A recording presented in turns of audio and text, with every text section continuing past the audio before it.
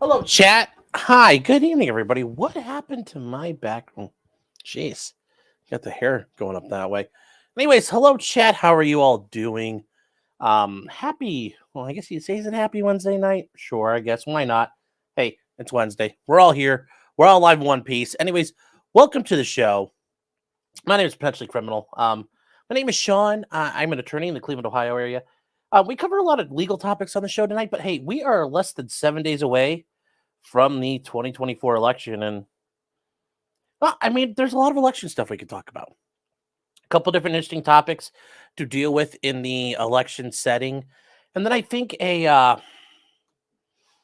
as I put in the thumbnail here, the Joe Rogan thing, is that going to change this election? Maybe, maybe not. And I think you can argue one way or another on that. But I do think it's hopefully going to set the tone going forward. And we'll talk about that. I think it'll be very interesting why we do that, but we will go for it. No, I was not making a sandwich. I was running a little behind. I was trying to sort out some things with my clipper. And I was trying to get some stuff edited and put up in time. So we normally wait a minute or two for people to come in here. And we are going to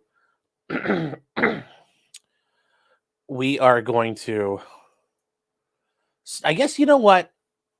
I'll start with the one that's really kind of weird. And this whole thing just seems a little interesting on its face and how this all worked out. But it's going to suck for this guy really bad. And this first one, it's one we heard about today, and I just don't get it. I just don't get how this happened or anybody did. Where's my background? Oh, yeah. Where did everything go? What the heck? What the heck, chat? There we go. That was weird. Even my potentially criminal thing is off in color. What happened here? What happened here? Oh, there we go. That's a little better. Why was it doing that? I don't know. That is... Yeah, well, we'll work with that. We'll go with that for now.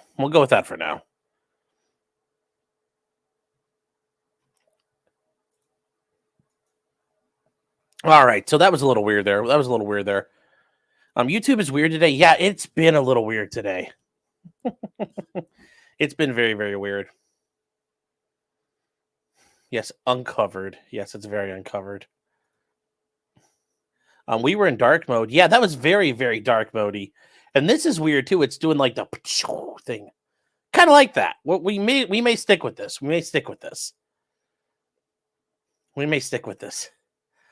Don't bother us. Clyde did nothing wrong. Clyde is innocent of hacking the stream. You're right. Clyde's a good boy. He's the best boy. And I don't know if he's going to come in here because him and 2.0 are, I think they're snuggling right now.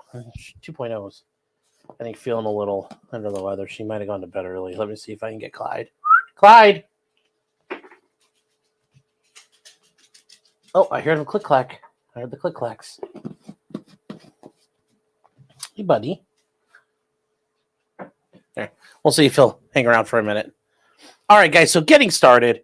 Let's get to this.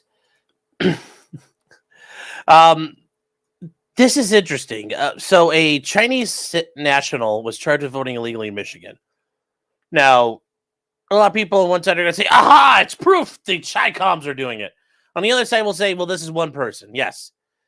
But generally speaking, when the police do arrest somebody, it's not the first person. It's not the only person they've ever caught. Does that mean there's a ton of Chi-Coms voting illegally? I don't know. We'll find out. But this guy is very interesting. And what happened here? So in Michigan, they say a Chinese citizen voted, and he got charged with voter fraud and perjury after he cast a ballot in the 2024 election. So what did he do? Well, he's a 19-year-old, and that means he goes to school somewhere, very likely. And he goes to University of Michigan. So, And being a Chinese national, he's not a United States citizen, and therefore he can't vote in federal elections. Now, there are some states where non-U.S. citizens can vote in local elections, and that's fine. But U.S. citizens only can vote in the federal election. Like, you have to be a U.S. citizen to vote in federal elections. You can't be a Chinese national and vote in the presidential election. But your state government may allow that, and there are states that do that, and California especially. And then I think there might be other places. And then there are going to be times where you might be able to get away with a situation where a locality allows people who are non-citizens to vote in their local elections. I don't think that's a very common thing, but from what I understand, it does happen some places.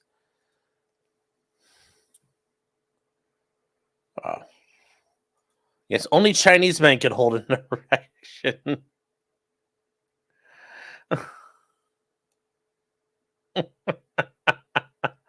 Very funny. Very funny. That's very funny. You're a funny guy.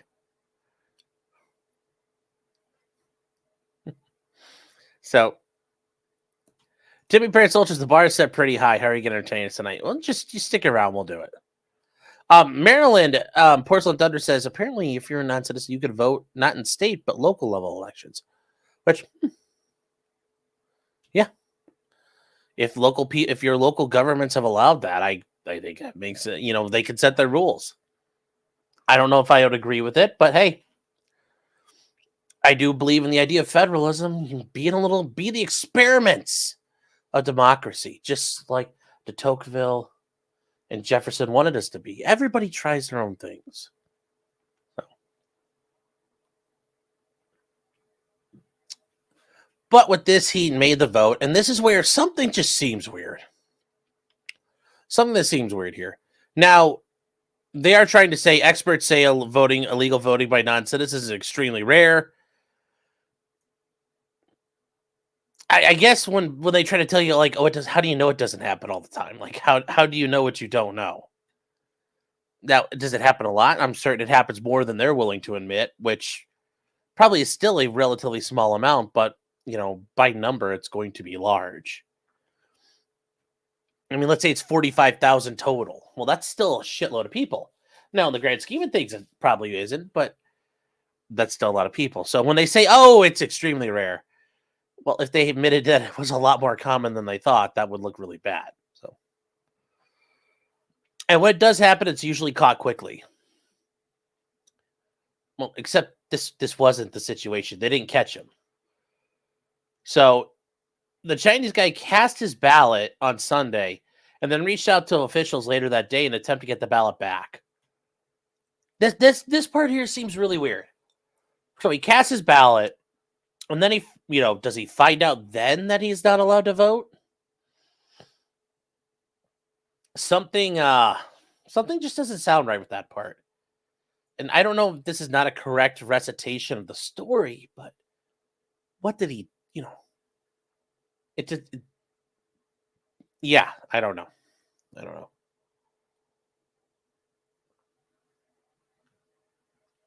Yeah. It's a little confusing the way they word this. Why did he go back? No, I get the joke with the Chinese person being here, but why did he go back? I just don't get it. So he was registered to vote at the polling place on Sunday, the source said. He uses university ID and other documents to demonstrate his residency in Ann Arbor while filling out the same day voter registration forms. Okay. He's legally present in the U.S. Because he's a student. If he's convicted, he could be deported over the incident, potentially. And because it's perjury and voter fraud, those are crimes of moral turpitude, he will get deported.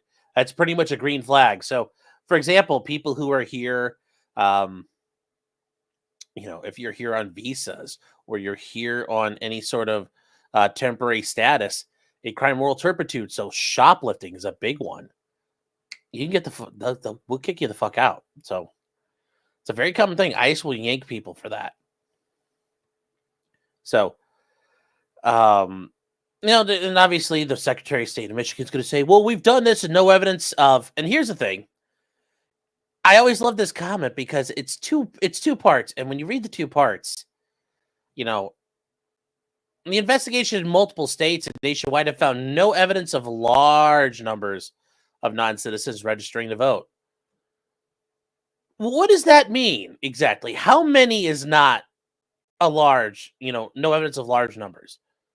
Like I said, chat, what's a large number to you? 5, 10? I mean, obviously that's not a large number. 5,000, 10,000, 100,000. How many? I mean, how many is the issue here? Like, how many are doing this? And then they say even less common is a non-citizen actually casting a ballot. Okay, but you don't always know.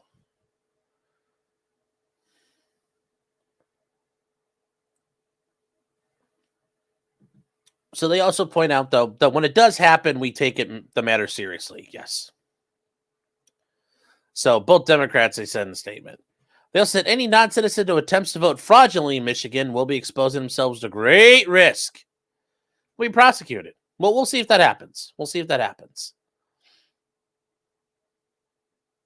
So they're still looking into the matter to see whether this was an isolated incident or possibly part of an attempt by China to interfere in the 2024 election. Which, I love this part. They kind of buried the lead. So if this is an issue, if we're worried about this potentially being an issue of Chinese interference, how can we say that's not, well, we've checked and experts say illegal voting is extremely rare. If the Chinese government's getting involved, how do you know that's rare? Well, it's generally rare, but sometimes it's an entire government, like the Chi-Coms, trying to fuck around. Well, we don't know. We'll find out. YOLO. Live, laugh, love. Like, how do you figure that out?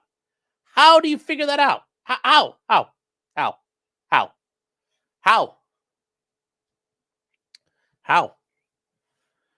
Just saying, chat. That leaves me with a little bit of a question here. How does that work? Oh, how does that work?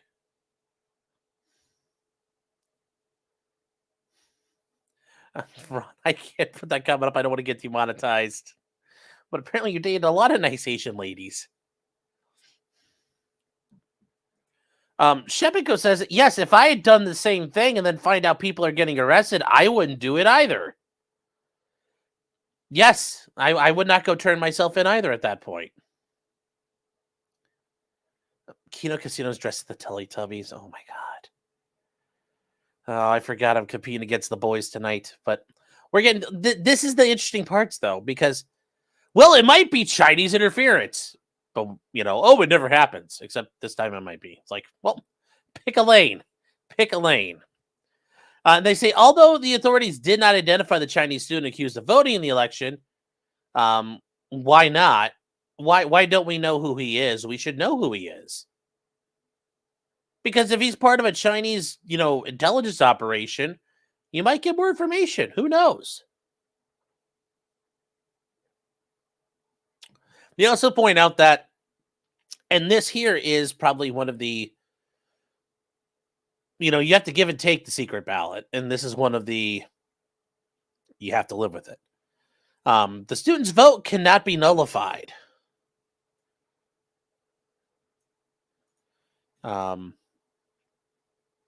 It can't be nullified after the fact, and it has to be counted.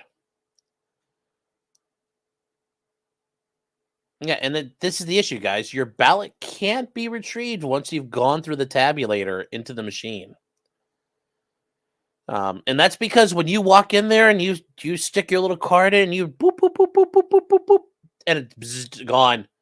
That's it. That card gets wiped and reused. All that information's gone now.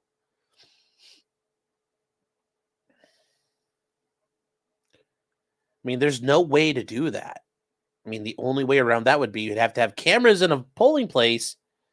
Then you say, oh, we used machine 12 at 6:53 p.m. Now, here's the thing. That would be fucking horrible. I don't want that. There's no way to check because he went and voted in person. They point out, unlike voting by mail, ballots cast in person locations don't contain any identifying information about the individual voter, which is true. Which, yeah, there's no way you can do back. And you know what? You got to be okay with that. You have to be okay with that. Otherwise, we have to write our names on ballots, and I don't want that. That's not something I want. That's not something you should want. Although you're going to say, wait, voting by mail, you have to put your name on. It's like, okay. But if you vote in person, you could vote on a machine and it is protected. And I think that's how it should be.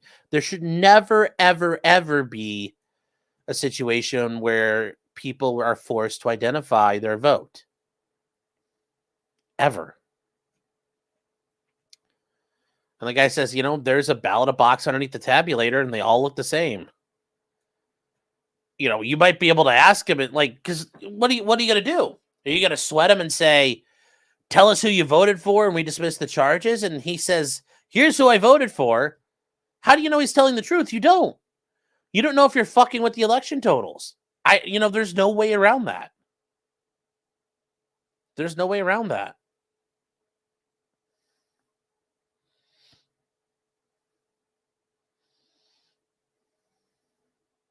So, nullify Michigan's vote, the entire vote.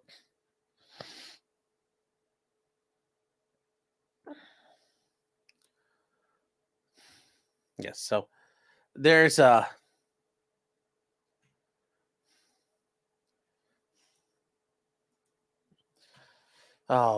there's all kinds of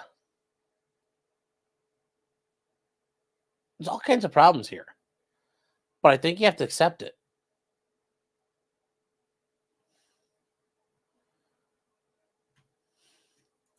Well, Mr. J says, what happens when 10 million illegals vote? Well, how are we going to figure that out? There's once they're in the system, what do you do? How do you just start deleting votes? How do you know who they voted for? I mean, that becomes the issue. The experts say this is a standard election procedure to maintain secrecy. Why don't they just say this is the principle of the secret ballot? I mean, that's a long word. That's a lot of words there. It's all to preserve secrecy.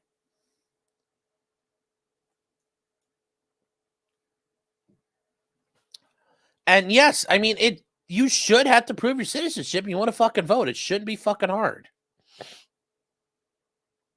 It's not hard to do. There are ways to do it. So, it's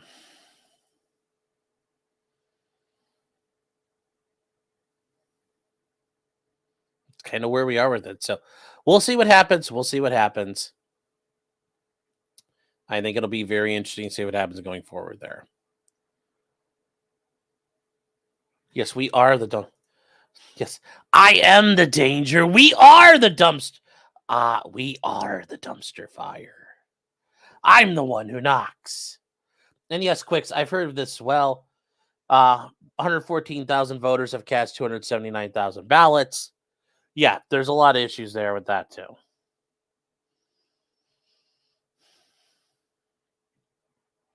Michigan's going to have a lot of problems this year, it sounds like.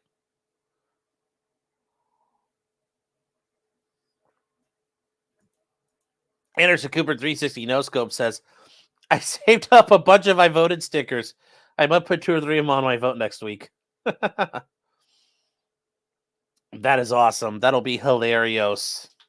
I don't know if I encourage that, but that sounds very, very funny. Okay, so moving on from there. 298 people. Wow, you guys are hanging out. I appreciate it. We have a interesting matter from down in Virginia, and I do love its NPR and their special series, Untangling Disinformation. And some of you might say, why do I use NPR? I think it's helpful to see how other organizations, groups, and peoples report on things, because you got to see how people are doing it. On the people you don't like, the people you would never read, you should know.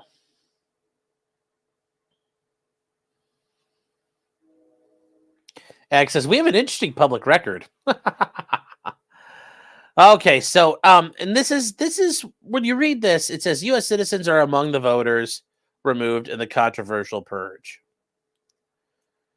So what's the issue down in Virginia? Well, this gives you kind of the backstory the case history, and then what happened today. So there was actually a big change in the Minnesota voting issues here. So they focus on a lady, Nadra Wilson, and she got a letter in the mail saying her U.S. citizenship was in question. So she had 14 days where her registration would be canceled. And then it was sent to an old address and then was forwarded. Well, yeah, I mean, that happens, especially the government has your old addresses. Things get forwarded around. Although if it got forwarded, I assume she had just moved and didn't really do a good job at updating her address. Who knows? By the time she received it, the deadline had passed. And she says, I was born in Brooklyn. I'm a U.S. citizen. She said she showed her American passport as proof. Well, there you go. So what happened? She's among 1,600 voters who have been removed from the voter roll since August 7th because state officials suspected they were non-citizens. On Wednesday, the Supreme Court allowed Virginia to continue this program. So it's not just 1,600, but they will allow it to keep going. So I know some of you might say, well, it's only 1,600 people. No, the argument is it's going to be more and more people in the coming days, which I don't know how many more they can do, but sure. Yeah, it sounds like she didn't file a change of address. I mean, it really does. It does.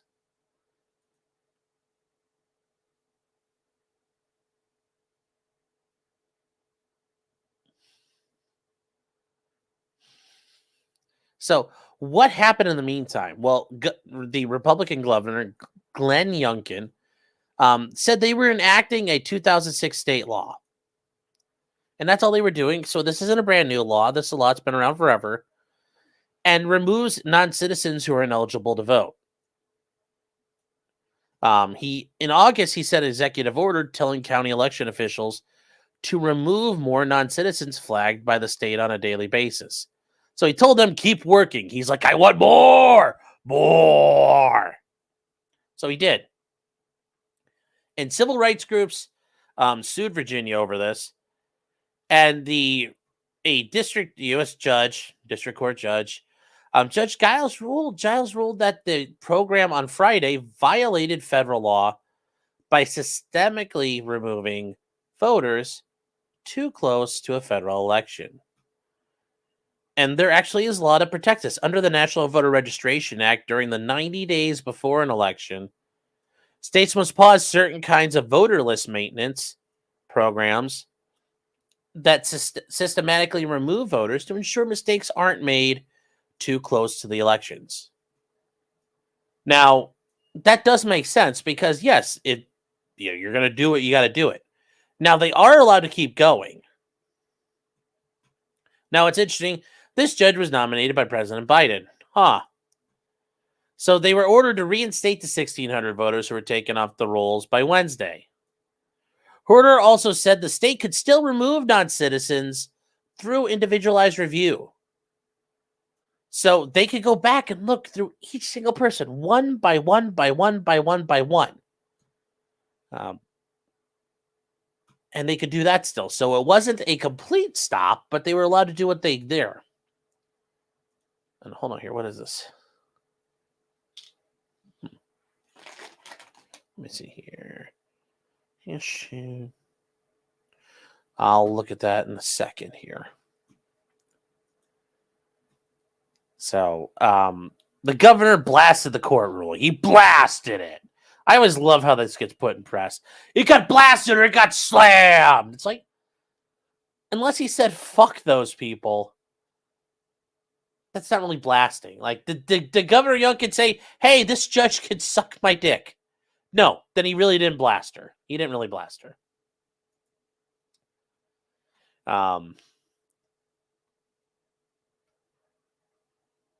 But as they go through this, it's stunning to reinstate individuals who are self-identified as non-citizens back on the voter rolls.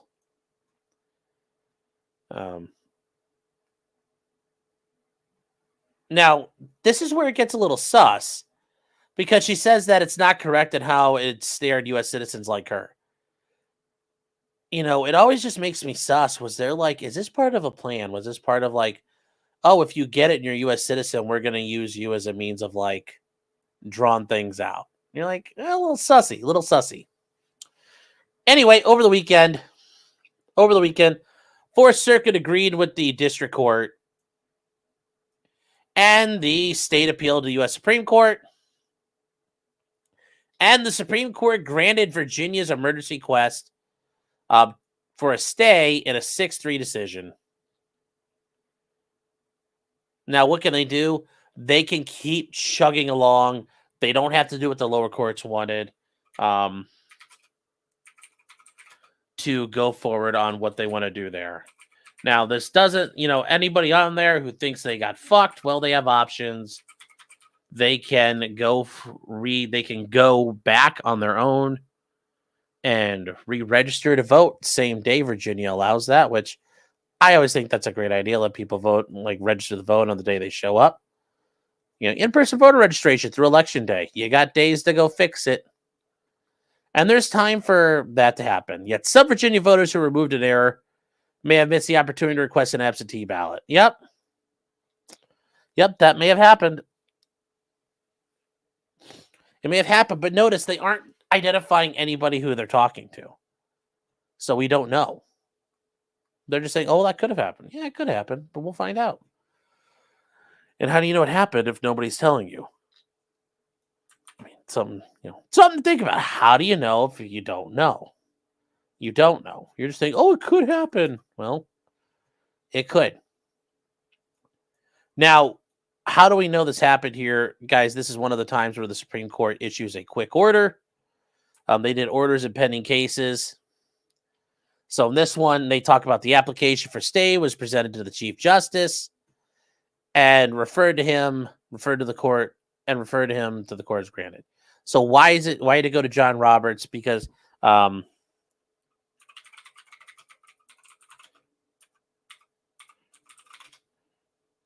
circuit assignments for the United States Supreme Court are what matters here. So if you guys have never seen these before, there are each justice has at least one circuit that they have to oversee. So emergency things come to them. Very common.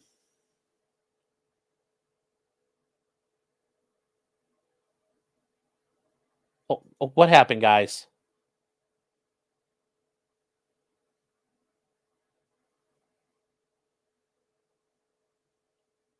What do you mean?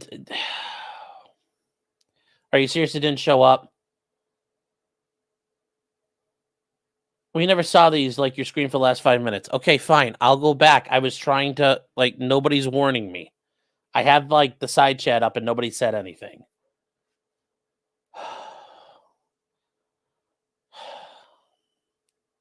All right, my bad. We'll go back.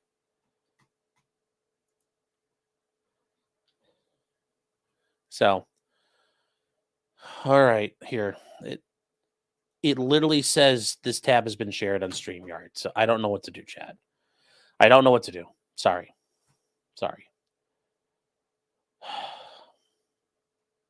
My bad. Okay. So anyways, guys, this is the thing here. These, Virginia removes 1,600 voters. There was a lawsuit filed. Well, no, you guys normally do all the little blah, blah, blah, things on the screen, all the little icons and stuff. And there weren't none of those. So it's hard for me to tell because half the time you guys are just smart ass comments. So I don't normally look. I look when you actually do oh my God, I can't see it. It's the emojis. That's where I notice it. Otherwise, I think you guys are just being smart asses. So that's why.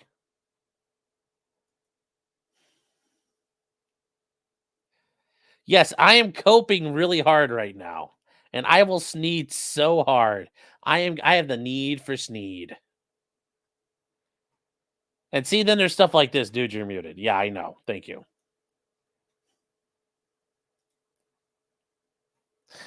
All right. Anyway, guys. So they appealed. So the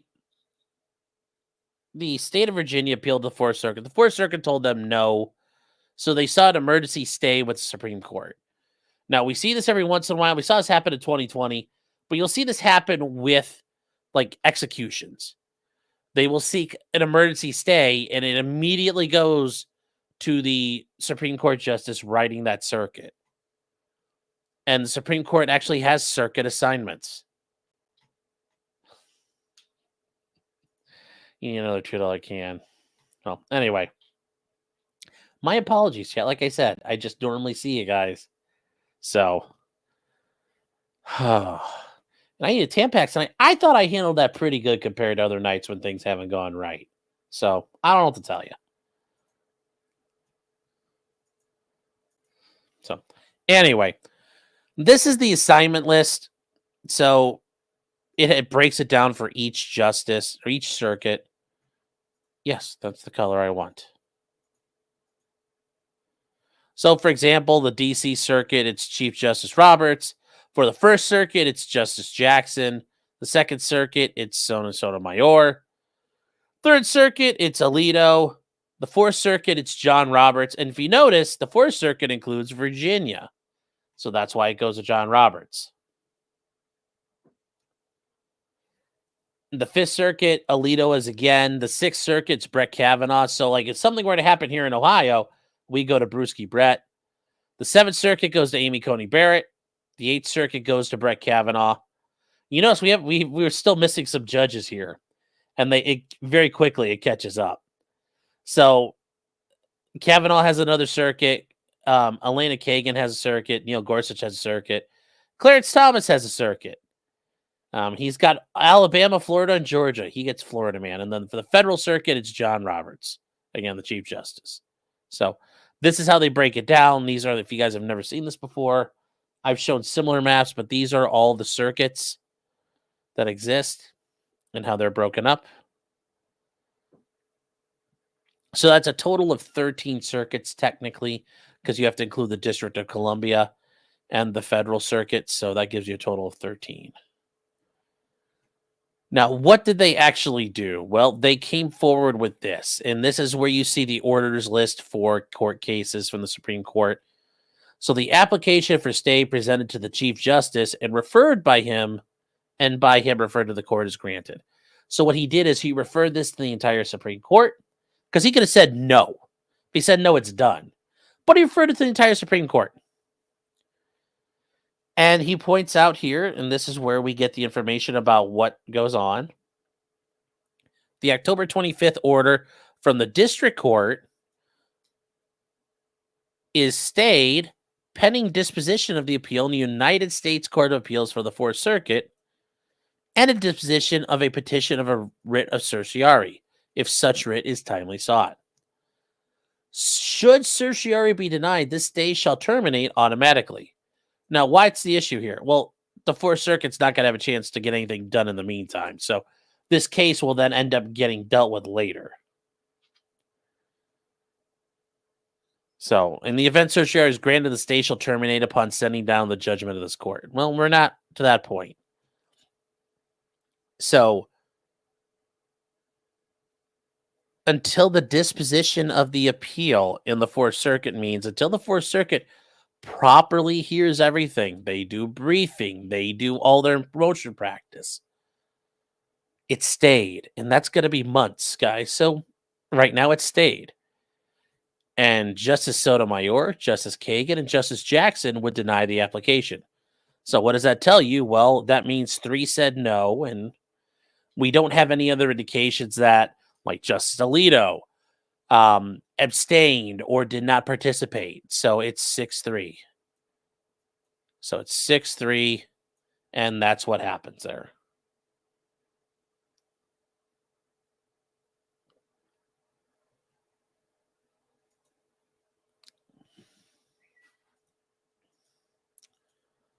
So if you're in Virginia, I guess, just keep track of yourself. Keep track of what's going on.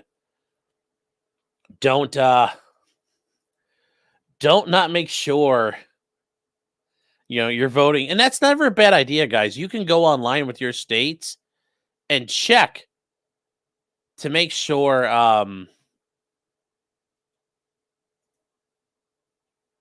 you're still an eligible voter. And that's, I mean, heck, I'll do that right now. Just to double check.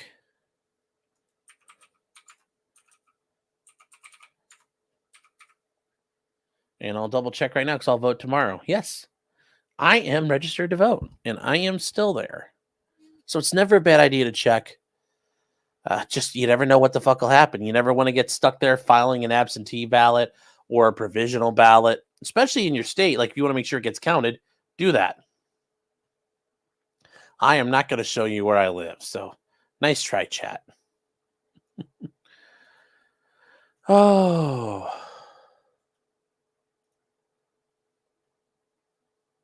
Where are we looking for here? Oh, I know what I was looking for. We need... Wait, why is this not?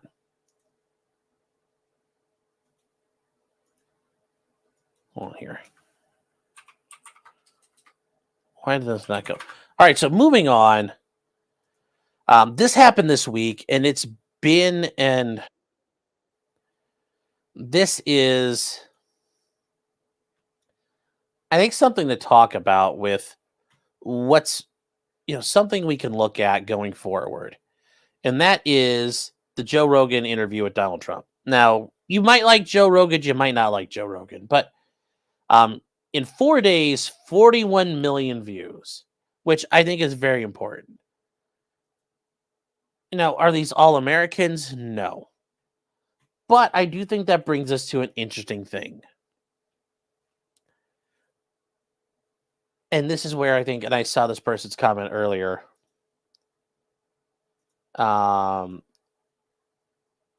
Gideon saying Trump going on Rogan at Rogan's place is a bad move, shows desperation.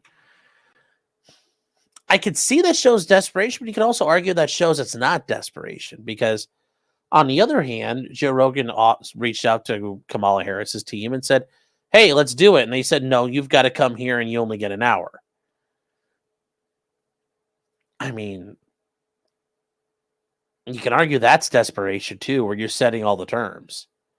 So it really, like I said, that can go either way. But I do think, and I would like to hope that something like this going forward,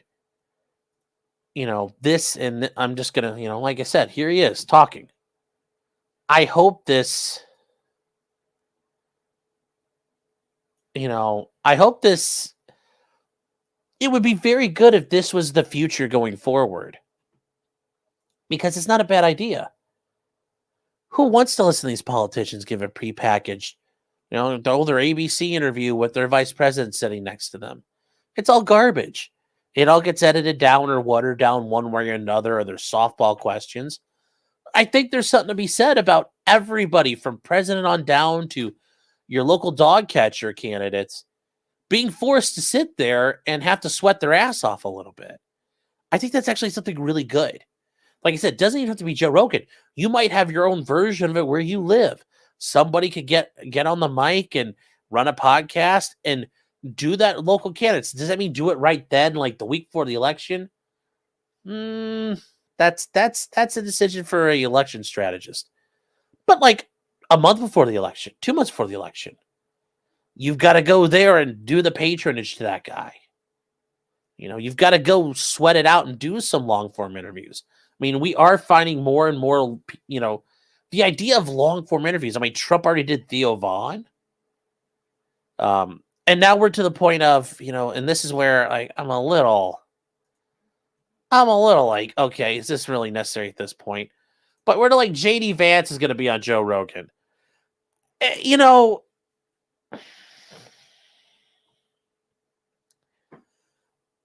This is not the thing you do. Well, there's ways you could see this. Is this a week before the election is desperation? Possibly. But I think there's also the Theo Vaughn show. My apologies, Theo. I think it's more important, though. You're the hot thing right that second. Like, people are talking about this. What does this mean for the future? People are noticing. Donald Trump went on Joe Rogan and belted out 3 hours straight. Like, that takes a lot. That takes a lot. J-Rex says, why not go on Rogan? Rogan or whoever. I mean, let's say you're running for a House a House district here in Ohio. If there's some local guy who's willing to, that does interviews and does podcasts, you have an hour-long discussion with a guy, an hour and a half long discussion, 2-hour-long discussion with a guy, and you have to fucking talk, and your voters can find out, are you an asshole? Are you authentic? Are you a moron? Do you know what you're doing? Do you know what you're talking about? That's critical, and that's something we don't have at this point. So, is Joe Rogan the kingmaker? I don't know. But I think it wouldn't be a bad idea to say, I'm not afraid to go anywhere and talk to anybody at any time about anything. I mean, he did that, and he did very well. He, was able to get through it all in one piece. So, yes, reaching out to other demographics and everything, sure. But I think more importantly for us, for anybody who wants to vote, you can really see your candidate. And is this the guy you want to vote for? So while J.D. Vance is going to be doing it, yeah, it's not a bad idea to find out who your vice president is, but are we a little late on that one? Well, I don't know. We'll see. I mean, also, like I said, I'm just still worried because that means we're going to have an election when Trump wins and Vance goes on to the White House. So, oh boy, I'm really hoping Bernie Moreno, you better beat Sherrod Brown because I don't want 2 Democrat senators in Ohio. Oh, no. Oh, no.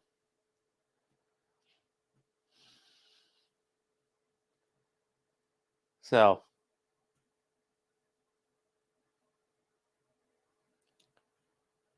Kimbo says, I want to see Trump wrestle with Brock Lesnar. Well,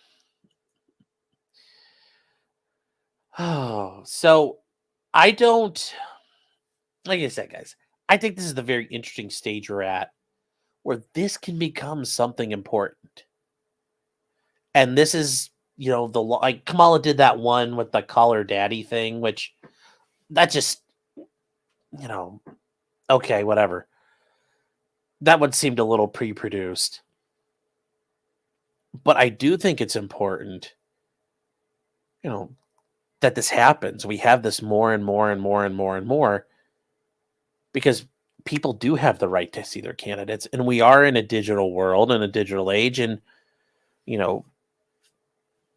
I think it gives people more information and more ability to decide what they want to do. So I know people might say, oh, this sucks. Okay, fine. It doesn't have to be Joe Rogan. Someone else, fine. I think Joe Rogan's fine for it. But I think this should become the norm, especially when you've got months and, throughout the primary season, you have basically from mid-January till November. Squeeze in a podcast interview or 2. I don't think it's a bad idea at all. And I will say, I do think the Theo Vaughn one was a dress rehearsal for Joe Rogan. That was intentional, and not as many people watch Theo Vaughn. So I think they were hoping if he did good on Theo Vaughn, that means he could handle Joe Rogan. So that's where I think this is going. I think it's a great idea. I really kind of hope we do this.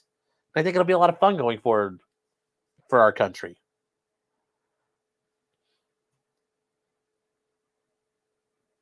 Let me see what you guys are talking about here. Corpses for the audience for mainstream media.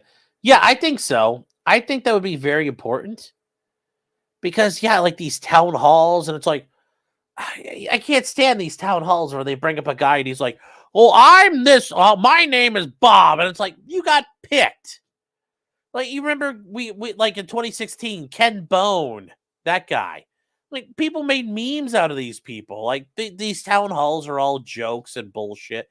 I don't care what side's putting them on, but I'd argue this is almost more important than this almost probably could be more important than a debate because it's not trying to get the sound bites in.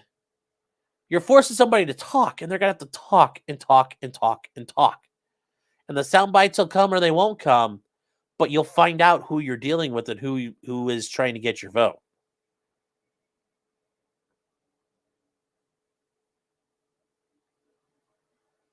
What are you guys saying here?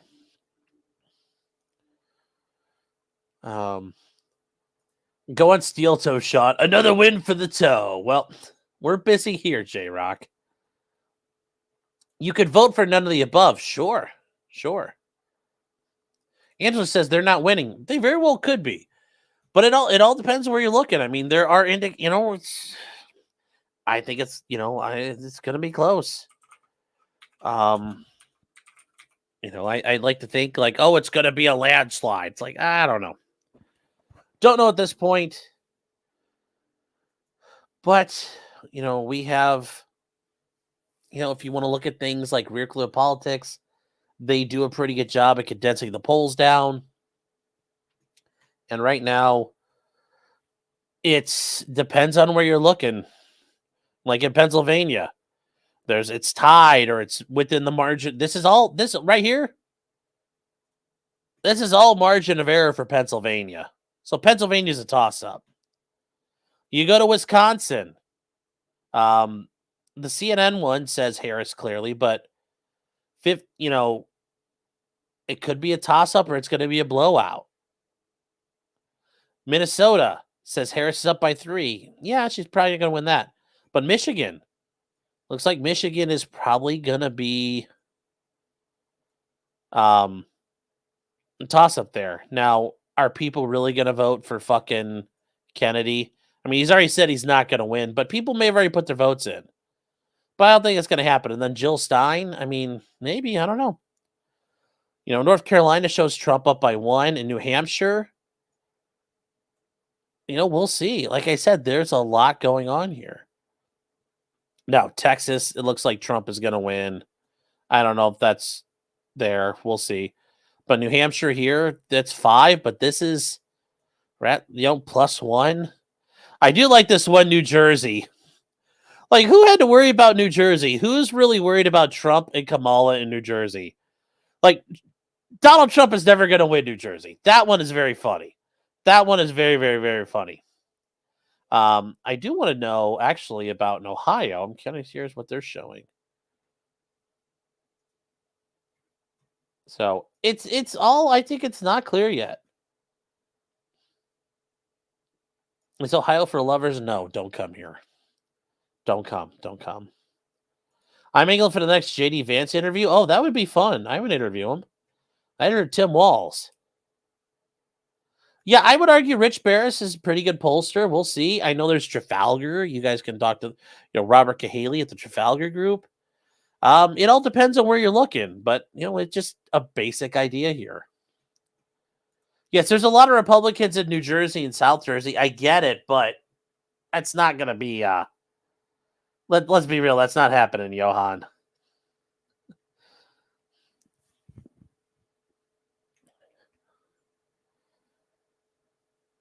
Um, 2020 felt like a tight race. It's close to 2016. I get that vibe too. I get this vibe. That's how I feel. Yinzer's rule. No, you do. No, you don't. No. Because if Trump wins, I'm doing petition.org and we're doing a petition to have Pittsburgh nuked off the map. So eliminate the Yinzers. So I'm just saying, Yinzers should not have a vote. 100% agreed. You guys worried about the 19th Amendment? We need a new amendment. Get rid of the Yinzers. Yinzers, go home.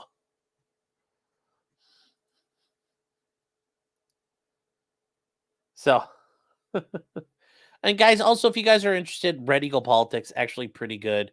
When he fucks up, he's actually pretty good about owning up to when he loses or messes up. Is Will Smith the Yinzer? No, he was in West Philadelphia, not Pittsburgh.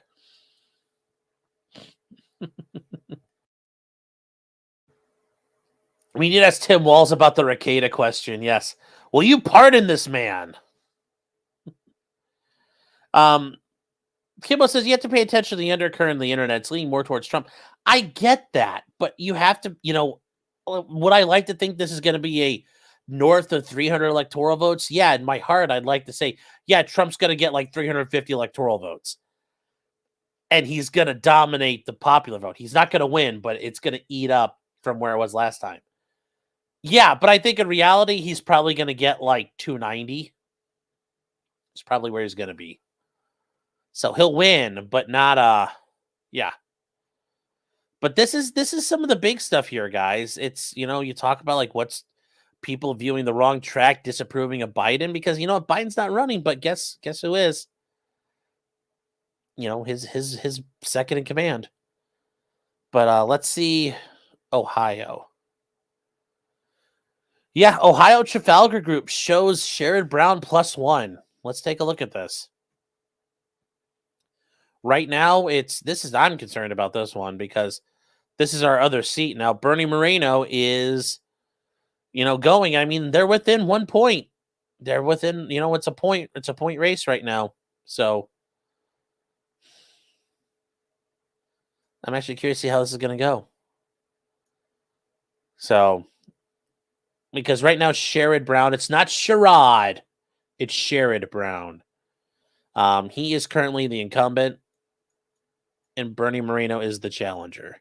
So, but yeah, here it is going back. I mean, I will say though,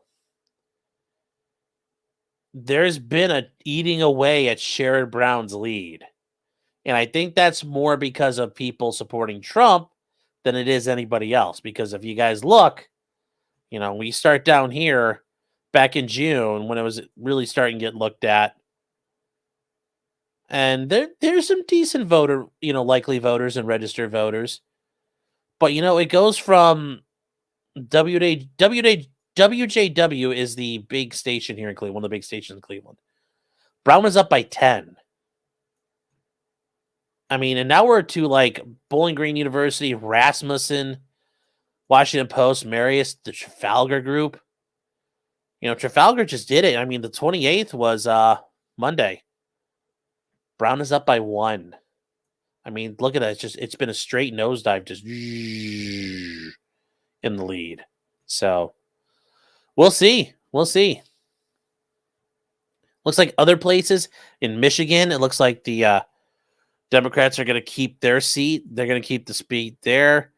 In Montana, it looks like the Republicans are going to gain because Tester's going to go away. In Arizona, that's also an interesting one. Kerry Lake versus Ruben Gallego. That one I think is going to be very interesting too. Although Kerry Lake, God, she keeps fucking, like, she never goes away. But yeah, as of right now, this is interesting. The Trafalgar Group, like I said, I believe they're pretty good. They have him at +4, which means he's pulling ahead and he's staying ahead. A couple other ones say in the same time frame as of right now, it's a tie. So we'll see. Let's see if there's any other ones really worth looking at. No, that's it, probably. Oh, Ted Cruz. Yeah, Ted Cruz is fucking pulling away. Ted Cruz is fucking burying Colin Allred, so that's never been an issue. He's been chugging along, so.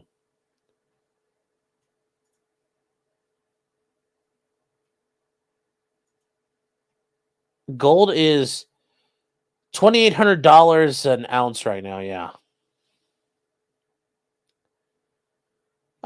Kerry Lake versus generic Latino name.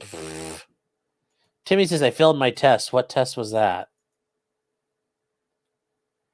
Do I have any gold in that safe behind me? I'm not going to tell you. I'm not going to tell you what's in that safe.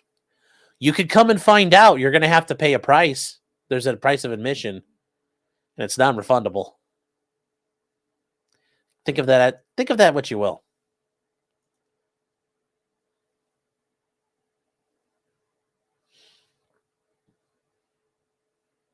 Let's see here.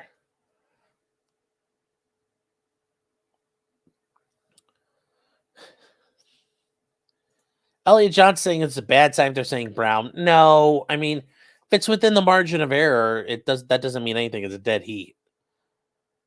So I think Bernie Moreno's probably going to win. It's going to be that one's going to be he's going to eke it out. Sherrod Brown has been in Ohio for a long time, man. He's been a staple of Ohio politics. He's been a staple of, Northeast Ohio politics for a long time. He was a congressman for a long time. So, it's a little weird that we have that issue. Because Ohio's had traditionally, had either 2 Democrat or 1 Democrat senator for a very long time. So it's kind of weird how we do that. Is there more gold than Clyde coin? I'm not going to tell you. Roscoe Coltrane says, well, I've been participating in the Carrollton Christmas Parade this year. Maybe I'll be doing a radio raffle as well. I don't know yet. I'm still figuring that out.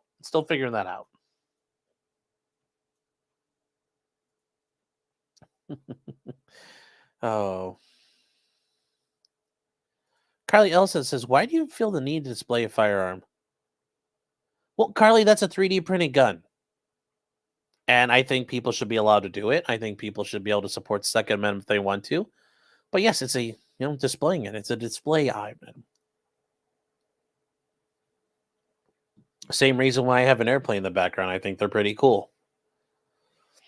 And then you guys can't see too well here, but there's 2 little cars sitting on top of the thing I made out of Legos. I think they're pretty neat. So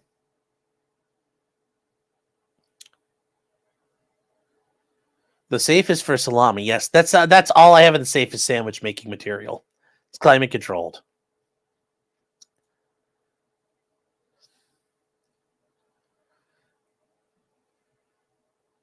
These are not Bitcoin wallets. The safe is not full of baldos. Why don't you have more on display is all I want to know. Well, because that's not all we talk about. I mean, because otherwise, there's gun channels and they have got guns everywhere. Okay, cool. But one's not bad. One is look, and that's a 3D print one, and that's one that's been made. It's one I've done. I think people should have the right to do it, and I have it there. So that's why I have it there. Also, it also came from, speaking of Stabby, he printed the holder for that, and it's actually pretty nice. And also, this gun technically is broken. Something's not working right in, so it's more of a paperweight than anything at this point. Oh. Scott said I knew it. Yeah, that's where I keep my gabagool. Oh.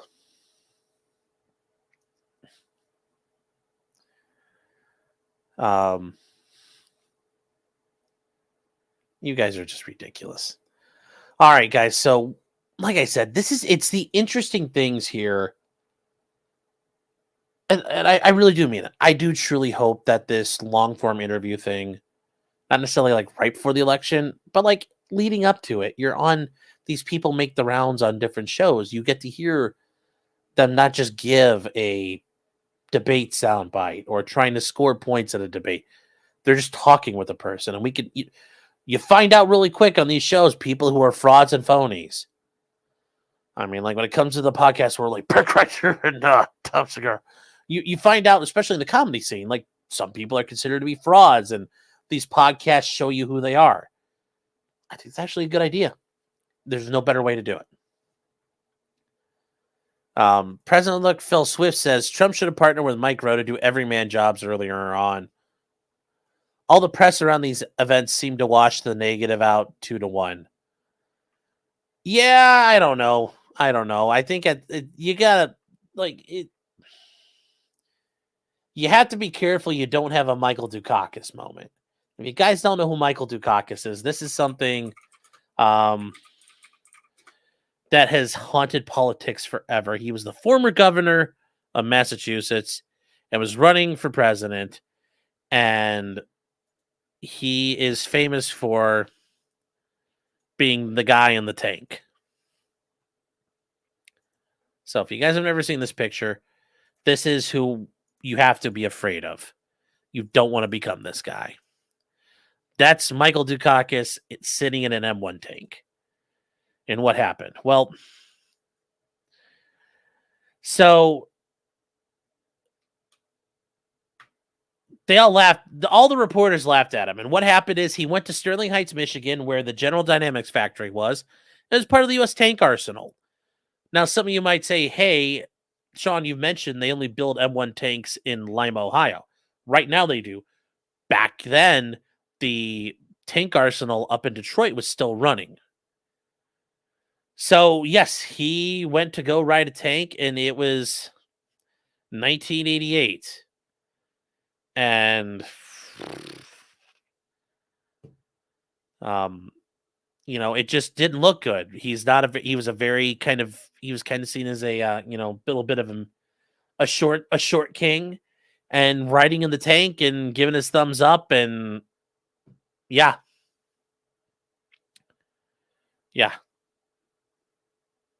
That's why there's an example of a famous one of these where Obama was given like a football helmet, like he went to go see the Navy football team at Annapolis. And they give him football helmet. He's like, oh, okay, neat. You know what you don't do is you don't try to put it on your head so you don't look like an idiot. It might not be sized right for you. A bunch of different things. If you're going to do something like you wouldn't do that anyway because you're not a football player. That's part of the issue. You get what I'm saying, guys? So I think Trump did that well, but that's very easy to become the Dukakis thing where you're like riding around in a tank and you're kind of like as a joke forever. I mean, this is a political joke that's been around for decades now. You don't want to be that guy. Yes, Rakas Dukakis. Yes.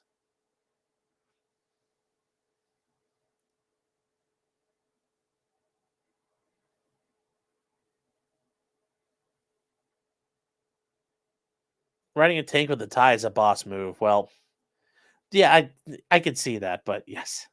I think another great example of that is George Bush going up to the cash register. If you guys have never seen this before, this is a very good example of it too. He was at the grocery store, and it's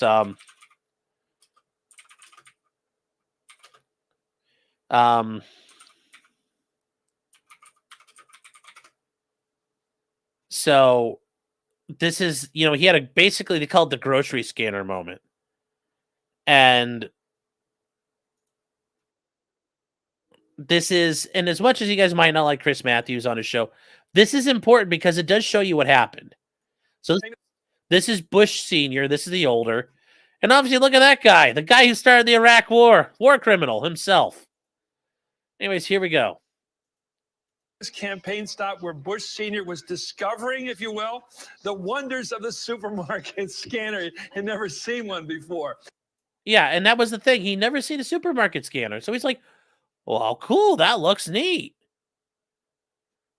So he was like, people looked at him and he looked at it like everybody thought he was an idiot. Or like Dan Quayle with the, how do you spell potato? That there's an E on the end. Well, apparently that isn't actually, like, that's an older, not common spelling anymore. But everybody thought Dan Quayle was a fucking moron. So there's all kinds of things that exist like that. You have to, Dan Quayle's potato. How far back was Dukakis? 1988. And yes, do women have control of their bodies back then? Yes, they did. They still do.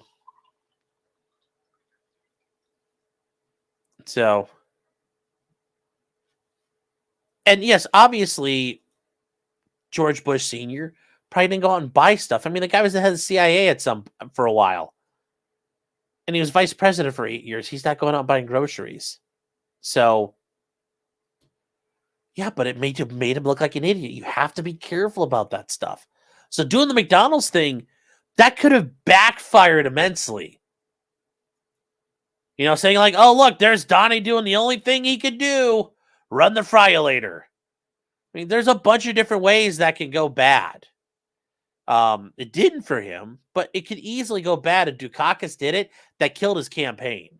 George Bush doing that really made him look bad. So that's why, Phil Swift, I get what you're saying here, but you got to be careful about that stuff. Got to be careful. Bearju for $1.99 is saying Suffa pudding, man. Suffa. I mean, what's wrong with liking pudding? Did I miss the memo? Pudding is good. Sir Marhouse been a member for 22 months. Thank you for the support. Saying was really hoping JD would go on Rogan too. Yeah, but I will say this much. I actually like the wall because we watched it, guys. I like the Walls Vance debate. That was far more interesting than any debate probably I've ever watched. Like, it actually felt good. Like, they're all just, they all are going to fuck over one part of the country or another, but at least you could, yeah. So, Scarecrow says the Dragon Age document was fake. The real one's 40 pages. Tells reviewers to not focus on the gender journey. Well, Scarecrow, can you get that to me? Because I still would like to look at it. Michael Gelke is saying for 15 Malaysian ringgit, is saying Chad is just angry that Kamala won PA with 5+. I mean, I don't know. I think Pennsylvania is going to come down to like it's going to be razor thin again there. It's a lot of, like I said, do I think it's going to happen? I think it's going to be a lot closer than people want to admit on both sides. Mr. Squiggle's been a member for 25 months. Holy cow. Thank you for the support. Clyde. Yes. He's the goodest boy. And Quicks for $1.99 says, I left him speechless. Bifron's been a member for 11 months, says Screen. Thank you. Unhung Hero says, Sean needs a Tampax tonight. Tampax. Scott says, I need another $2 can from Stoney's. Well, that's tomorrow night, is Thursday night for the $2 cans. Matty B says, come for the $2 can, stay for Aaron's midnight massages. Yes, that's yeah. Unhung Hero says, everyone says Trump needs to reach younger voters and they call him desperate to go on one of the biggest podcasts on the internet. Yeah, but it's the week before the election is the issue here.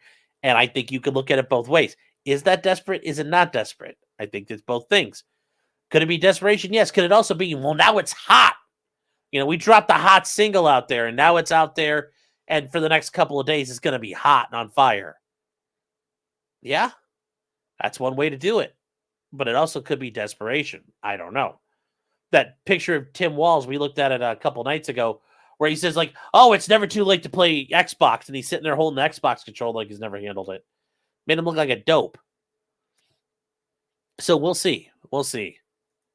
Time will tell. We'll find out on Tuesday. Hope. Well, knock on wood, we find out Tuesday night. Scarecrow says Trump on Asmongold. Lol. That would be funny. Or, yeah, Kamala Harris on Asmongold. All, like Tim Walz and J.D. Vance with Destiny or whoever. Oh, God, that would be just...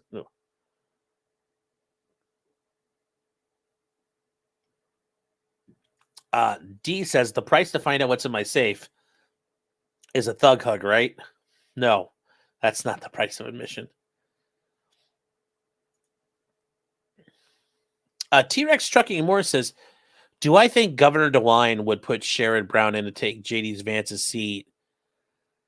Presuming, okay. So the presumption here is, in T-Rex's theory, or the hypo is, JD Vance wins. If JD Vance becomes vice president, he has to vacate his Senate seat. Also, in his theory, Sherrod Brown loses, which, like I said, I don't think that's going to happen. But let's say it did, and Sherrod Brown lost, and Bernie Moreno became our senator. Could Mike DeWine, Governor DeWine, put Sherrod Brown back in? I don't know. Governor DeWine is a bitter troll. I don't know what he would do. I could see it. The sad part is I could see that happening. That would just shake. That would be just crazy though. Stephen Bunt says for $10, traitor. Local government can't allow illegals to vote. If it's for a local election, I don't see why they couldn't allow you to vote. I would argue your city can set its parameters on who's allowed to vote in the city. How can you say such a thing? Well, because I think people do have the ability to establish what they want done. Okay, so if, because at that point, I think people have that right. You could set some standards if you want. If you happen to be, Mayberry could say, we're going to let everybody vote as long as you could show you live in city limits. Okay. So if you're not allowing to vote for mayor, where do you draw the lines, I guess, is that's where I'm just saying, like, can people do that? Local government, I think, should be allowed to govern themselves. I believe in federalism. I believe in minimal government. And the way you get minimal government is by enabling local entities. You don't get local government through the federal government. You don't get limited government through the federal government. You get limited government through your local government. And the local government taking power back.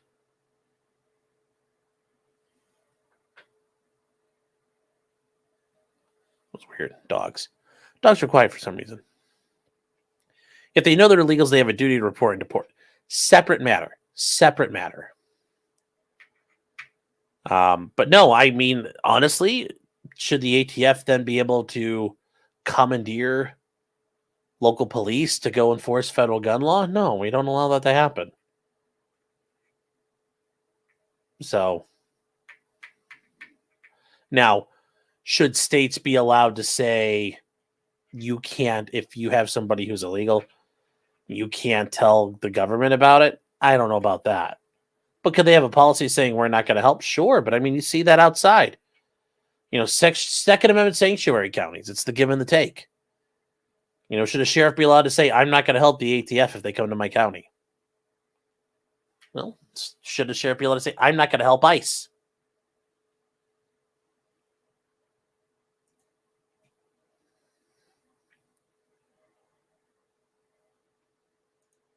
Did you see the now deleted tweet about Tim Walz saying AOC could run a pick 6?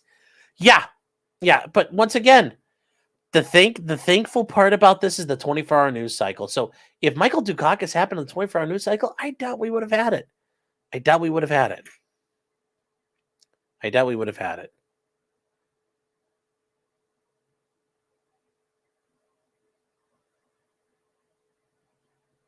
Garrett Pace says, non-citizens are allowed to vote in a few school board elections in a few states. Yeah, okay, well, if they're allowed to do it locally, like I said, like local governments empower themselves.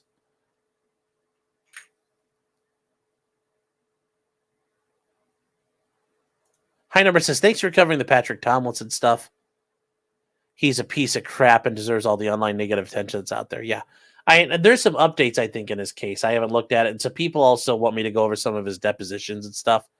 So we've got some things to go over here as we get into the fall, because we're going to need some stuff to do after the election's over, because not a lot of trials to cover going forward. Sarah Boone kind of dried up very quickly. We thought it'd be a lot longer than it did. Schnauzer Patrol says they want Clyde for king. Well, Clyde would be a pretty good king. He wouldn't be able to do anything.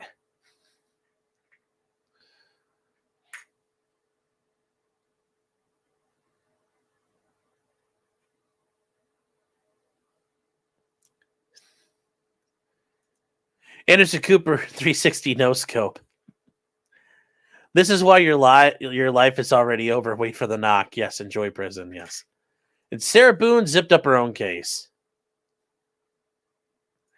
Mike Middleton says, breaking news! Kamala Harris is going to appear on the world-famous Kill Stream with Ethan and Ralph. If you guys don't know, if you guys are here and you don't know who Ethan Ralph is, that's a joke. God almighty, that would be... Oh, that would be horrible. That would be horrible. So, no, that's not a thing. That's not a thing. And then Afex says, remember the 5th of November.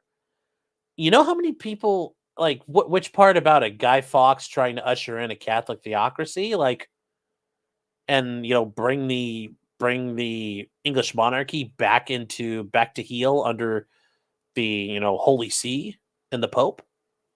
I mean, as a Catholic, it's like kind of based. I mean, is that what, when people wear Guy Fawkes masks, like that's who you're celebrating, and that's what Guy Fawkes is trying to do. So if that's not your jam, you probably shouldn't want that. You guys would pay to see Kamala Harris on the Kill Stream. God, that would be awful.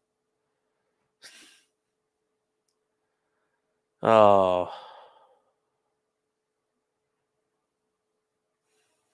So, all right, guys, that is it for us tonight on this. I thought we'd just do a little bit, kind of catching up on the political things here. We are not a month.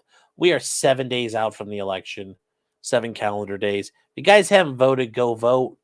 You can vote early. Don't vote often, just early. I'm going to probably vote tomorrow if I can swing it. If not, I'll probably do it on Friday. But I'd like to do it, get it out of the way, because since 2020, I'm like, it's the first time I voted early. So much nicer. Because usually you do it, you're voting, and you're like, oh God, I forgot, it's getting late, and I gotta go run and stand around in line. Like, no, that's no fun. Just vote at your leisure. Now, I will say, if you guys are the nerd is sleepy, no. What we are going to do, chat, we're going to do a members only stream starting up in about a half hour. So give me about a half hour. We'll hang out for a little while, and we'll go from there. So thank you to everybody here. Thank you for all the super chats. And, guys, until next time, vote and make your voice heard one way or another. That's all I can tell you. I mean, because I'm not going to tell you just because you did doesn't mean you're guilty, because that the voter fraud guy's in that spot. Don't be that guy. Don't be that guy. Just vote and make your voice heard. The country will survive one way or another. I promise you. I promise you. So with that said, chat, I will see you guys about a half hour. Take care. We'll do members only. So good night, everybody. And real quick before you guys go, normally we do a lot of things relating to law and criminal topics. We do a Thursday night stream every night at 9:30 Eastern, the only time zone that matters. We got a lot to talk about. There's quite a few things going on. There's been some hijinks down in Florida at one of the voting locations. The members of the YSL gang, some of those guys have pled out in the meantime. About 3 of them have. P. Diddy has a gag order in his case. There's some issues about voter fraud in Pennsylvania, down in Amish country, which is like a little like, oh boy, going one way or another. It sounds like Scott Pressler, there's allegations he's involved in that. There is a Daniel Penny. He's the guy who choked out the crazy man on the subway in New York City a while back. His jury's been fully seated. The trial begins tomorrow. Tiffany Henyard, the corrupt mayor outside Chicago, is threatening to arrest her opponents. And yeah, just a bunch of other things. We'll be getting to it. It's a lot of fun, and I encourage you guys to come hang out 9:30 tomorrow. So, is Mr. Medicare really streaming tomorrow? Yes, starting at 7 p.m. So, Mr. Medicare. I see Biden biting a baby dressed as a turkey. No, I did not. So, remember, Maddie's tomorrow evening, not Friday this week. God, I gotta compete against Josh and Mr. Medicare. Golly, that's gonna be tough, chat, but I guess it'll be worth it. An amateur iconoclast, he voted. Good. All of you should vote, regardless if you're gonna vote for whoever you're gonna vote for. Go vote. Vote. Do it. Voting and jury duty are 2 of the most critical things you can do as an adult in American society. Go vote. Gifted 5 memberships. Thank you very much for that support. And with that, we will get ready for the members only stream. I'll see you guys shortly. Take care. Take care, guys. Yes, you're going down, Josh. And Medicare, we're going to win.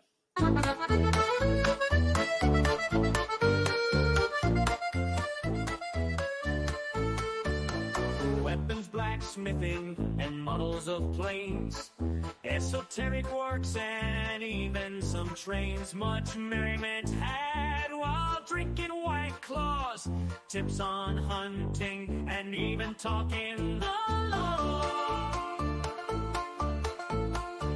Whatever you do, just don't talk to cops, even when... Hi, Kurt. How you doing? We're just wrapping up, but anyways, hello. Guys on Civil Law, give him a look. Kurt does a lot of great stuff. When they nab you on illegal stops, just cause you did it doesn't mean you're guilty. But please talk to a local attorney.